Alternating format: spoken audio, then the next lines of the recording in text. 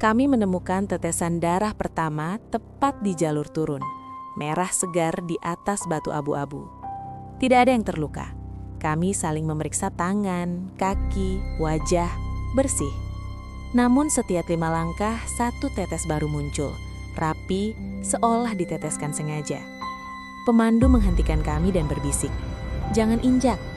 Terlambat. Sepatuku menyentuh noda itu dan rasa hangat merambat cepat ke betis. Darah itu tidak lengket, tidak bau, tapi denyutnya terasa hidup. Dari balik pepohonan, jalur terasa menyempit. Aku menoleh ke belakang dan melihat tetesan-tetesan itu membentuk garis lurus, seperti anak panah yang menunjuk ke arahku. Napasku tercekat.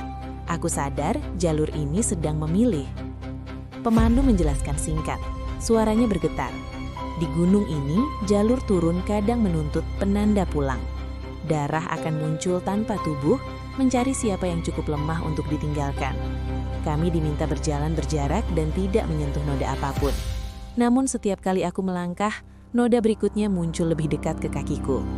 Teman-temanku mulai menjauh, bukan karena takut, tapi karena jalur itu sendiri memisahkan kami. Aku mencoba berhenti, tapi rasa hangat di betis berubah menjadi berat. Sepatuku terasa ditarik ke tanah. Dari depan terdengar suara seperti kain diseret. Pemandu berteriak agar aku jangan menoleh. Aku menoleh. Di belakangku berdiri sosok samar, tingginya sama denganku. Wajahnya tertutup bayangan. Kakinya menyatu dengan jalur dan dari tumitnya menetes darah yang sama. Ia melangkah mengikuti langkahku, persis seperti bayangan yang terlambat setengah detik. Aku berlari, tapi jalur memanjang, tidak mendekatkan kami ke bawah. Teman-temanku terlihat semakin kecil, seperti dilihat dari air. Pemandu melemparkan pisau ke tanah di depanku dan berteriak, "Putuskan jejakmu." Aku mengiris tali sepatu, melepaskan sepatu yang berlumur noda.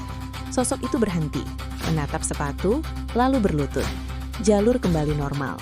Aku terjatuh, menangis, sementara darah mengering dan menghilang seolah tidak pernah ada. Kami turun dengan langkah cepat dan kepala tertunduk. Di pos bawah, penjaga melihat kakiku yang hanya satu bersepatu dan mengangguk paham. "Kamu memilih pulang tanpa penanda," katanya. Ia menjelaskan, jalur ini tidak selalu meminta nyawa, kadang hanya menuntut sesuatu yang melekat pada perjalananmu. Pelajarannya jelas dan menyakitkan.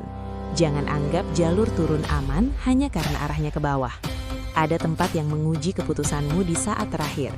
Melepaskan sesuatu bisa menyelamatkanmu, tapi juga akan mengingatkanmu selamanya bahwa pulang tidak pernah gratis. Jika kamu mendaki dan menemukan tanda aneh di jalur turun, darah tanpa luka, bekas hangat tanpa sumber, jangan abaikan. Berhenti, pikirkan, dan siap melepaskan. Bagikan cerita ini agar pendaki lain paham, bahaya sering menunggu saat pulang. Tulis di komentar jika kamu pernah mengalami kejadian ganjil di jalur turun. Subscribe tanpa jejak, karena tidak semua gunung meminta nyawa.